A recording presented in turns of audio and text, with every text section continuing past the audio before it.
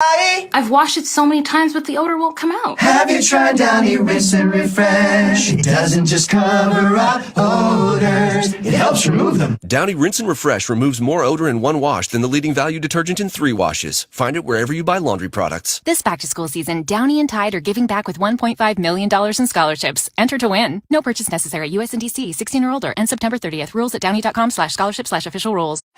Reach out, touch faith. Depeche Mode. Memento Mori World Tour 2023. Live across North America. Get tickets now at livenation.com. Wake up, people. You are optimizing every waking hour of your life. From carpooling kids, to work, to friends, and everything in between. You have to get sleep, and a bed that can perform as well as you do. Meet the next generation Sleep Number Smart Bed. It effortlessly adjusts to your shape, position, and movements, learning how you sleep, so you learn to sleep better, night after night. Sleep next level, only from Sleep Number. It's the biggest sale of the year. Save 50% on the Sleep Number Limited Edition Smart Bed, plus special financing. Ends Monday. See store for details. Find everything you need for the long weekend with just one stop at Meijer. Shop high-quality lean ground beef from Meijer, fresh watermelon, salty chips, and plenty of condiments. Pick up everyone's favorite pop.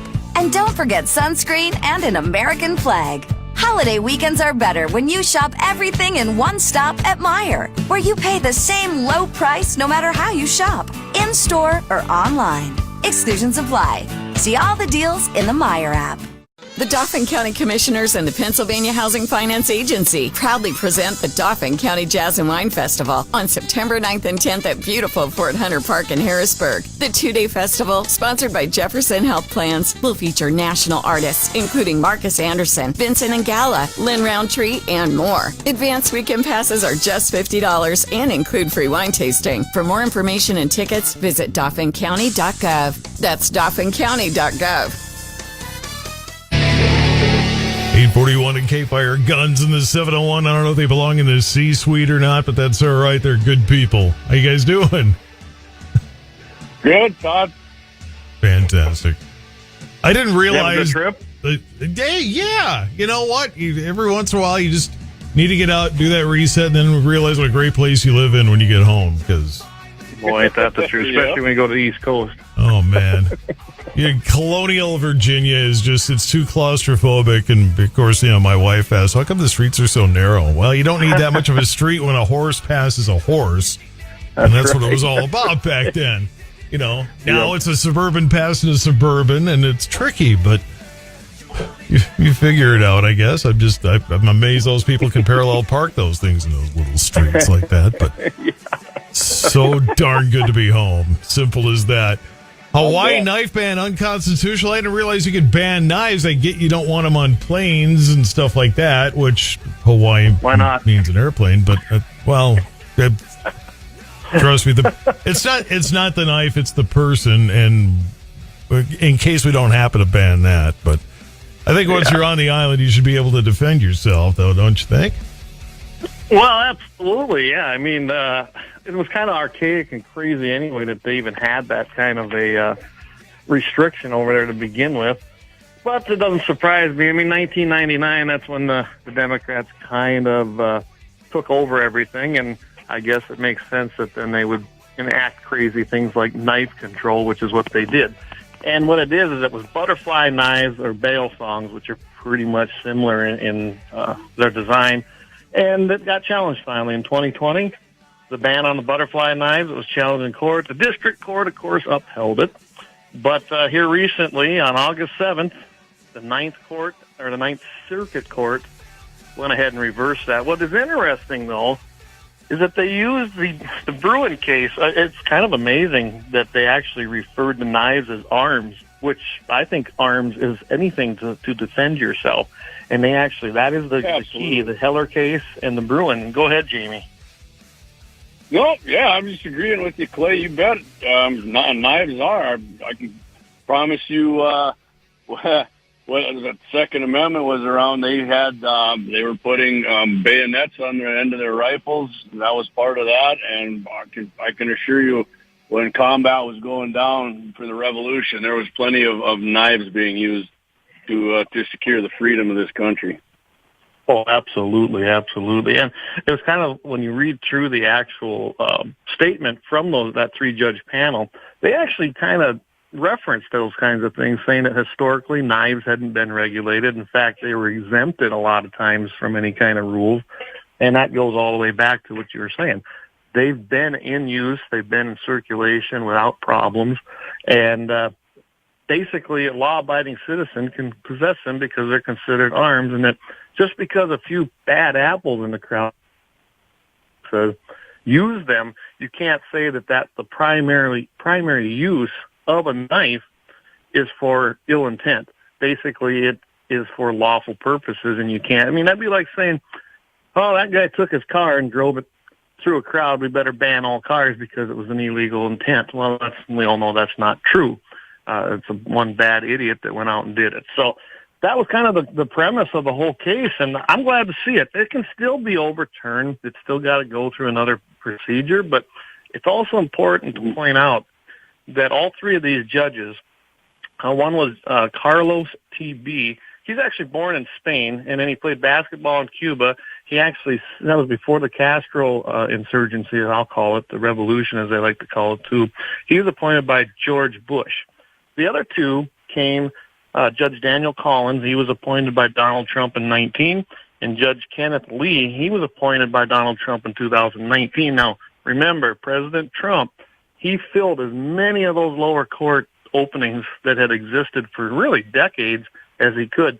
And we're seeing the benefits of this, not just at the Supreme Court, but now through all of these smaller courts. So elections matter, guys. They really do. It's very important who's the president when it comes to these judge appointments.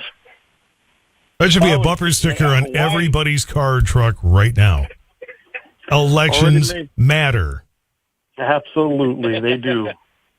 Those of us who are old enough to remember the hanging Chad thing in Florida kind of remember that, it turns out every vote does matter.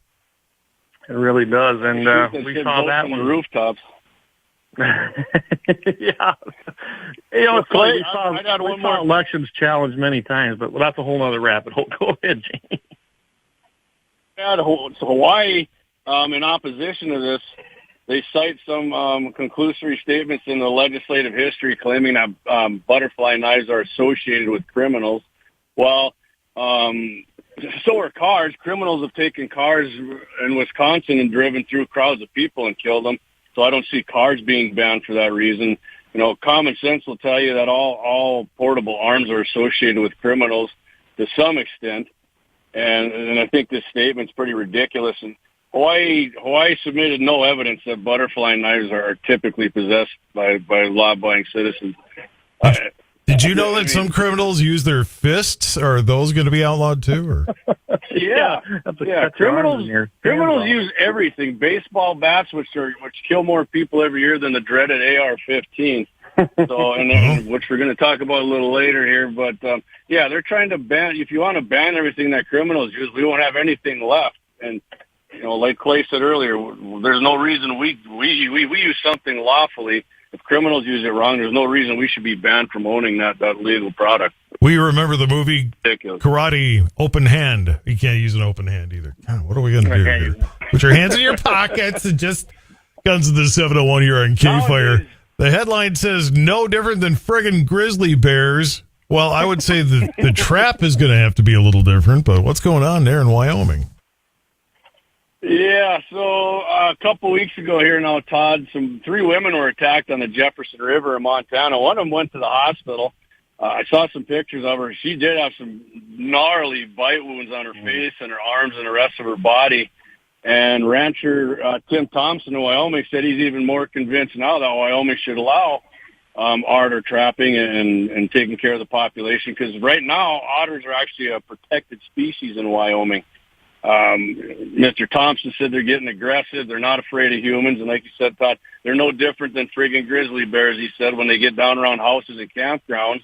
There needs to be some control, and it should be likewise for otters, which are getting increasingly common in this Sublette County down in Wyoming. Mike Schmidt, also around from that area, he's a local there, said a few years ago here some young boys are floating on the river. They got attacked by some otters. And they were chewed up pretty bad as well. It required a bunch of stitches, and And I mean, if they're going to do stuff like that, they need to be controlled. Some people say how they're cute. You can't do that to them. And he says he doesn't care how cute they are. They need to be taken off the list and listed as fur bearers and be trapped. And I prefer to just shoot them. But if people want to trap them and use their fur, that's great. Some people are trying to stock their dams with fish there, and these otters get in there and eat all their rainbow trout up and whatnot. So, yeah, I mean, I agree that they probably do something like they're getting out of hand. If one of these things, you're floating down around your inner tube, drinking your beer, your twisted tea or whatever you are, and they come swimming out 3-4 of them, I guess you better get ready for some combat with them. No doubt. I think we got Clay back here. What? Would you not bring enough quarters or what? Hey, I lost you guys there. I'm back, I think. Yep, I think you're back. Oh, okay. I missed what you guys were saying there, but I'm going to add something to this story if you haven't already. Yeah, go ahead.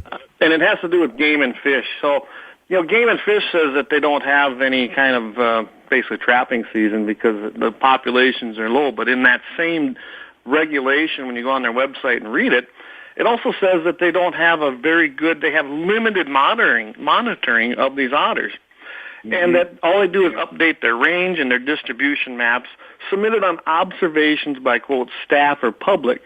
And then in the same breath, it goes on and talks about how trappers actually go back to the remote locations more than other people, which is probably true. So how on earth can they even tell what the population is? They're claiming they don't want to allow any kind of trapping because populations are low, but admittedly on their website, they really don't know what the population is of river otters. I think there needs to be a little bit more done to this, and I would say I'd take the word of trappers and people who are out there a heck of a lot more than I would people sitting in cubicles. Well, that's darn good point. There's his rancher, Thompson, he said they go out on their ranch now and they see these things, and they're walking along the creek and they start growling and hissing at them. I didn't even know otters were this aggressive, actually, and I think that's part of the problem. A lot of people are probably really don't know that otters do this sort of thing, but apparently there's some feisty little critters. So they look down the river there, the Jefferson River, you better maybe pack yourself a handgun. Guns in the 701. Leave it to them to give you that bit of advice.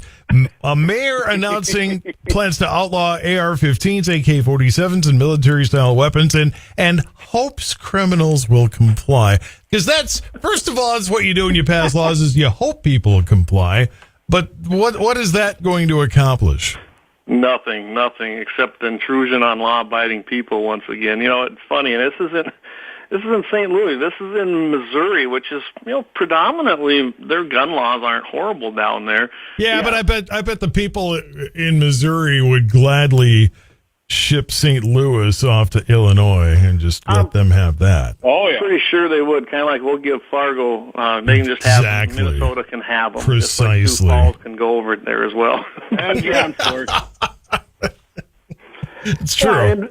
And basically, I love the language. This Tashara Jones, the mayor, the commie down there, she wants to take guns away from those individuals who are convicted of, and this is important, insurrection or hate crimes. How have we heard that before? That's the terminology they're using now. They want to paint everybody as an insurrectionist. And you know what? It's kind of like I got kind of torqued off years ago because they were misusing, to me, the word hero. Everybody was a hero all of a sudden, which it lost the meaning of what a true hero was. Well, it's the same thing here. Insurrections are a real thing, but what we're seeing here right now is not an insurrection in these cities as far as people who might be doing bad things with guns. That's not an insurrection. That's just a mentally ill person, probably got a lot of problems, most likely. And that's what they're basing it on. Crime. What's that? That's a hate crime, Clayton. Oh, it's got to be, don't it? Guns away, that's a hate crime. Just saying that's a hate crime, buddy. Well, isn't every crime a hate crime? I would think so. I guess if I don't like you and I'm going to take my assault bat or my assault hammer and come over there and bash your head in, I'm pretty sure that's a hate crime if I did it. I don't know how you paint that any other way, and obviously I would have a problem if I did that, And I use the terminology military-grade weapons. So, I mean, they use terminology's everything. Hold on a second, Clayton. Hold on a second. Military-grade. Are bolt-action rifles military rifles? Yes, they are. Been used for centuries. Yeah. Muskets, as I said earlier, I mentioned the Revolutionary War. Muskets are military-grade rifles. Don't ever forget that, people. Democrats want every single gun in this country, and they want to melt them down and grind them up. Everything's a bow and arrow is a military-grade weapon. Absolutely. A fist, an open hand, they're all military-grade weapons. I mean, what do we have left? Yeah, that's called the pimp hand, Todd. When you give them the backhand, it's called the pimp hand nowadays. Guns in the 701. Guns, open hands, and fists in the 701. And knives in the 701. One more thing, Todd. Yes.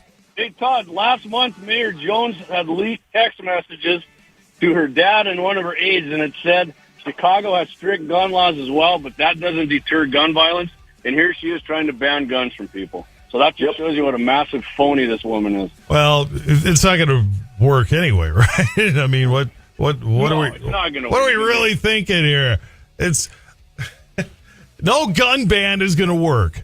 It's just not. Stop it. Her hope is going to be crushed. Yeah. Guns of the 701. Make sure you check them out on KFYR Plus from KFYR TV. And Jay Dillon on Mondays. What time?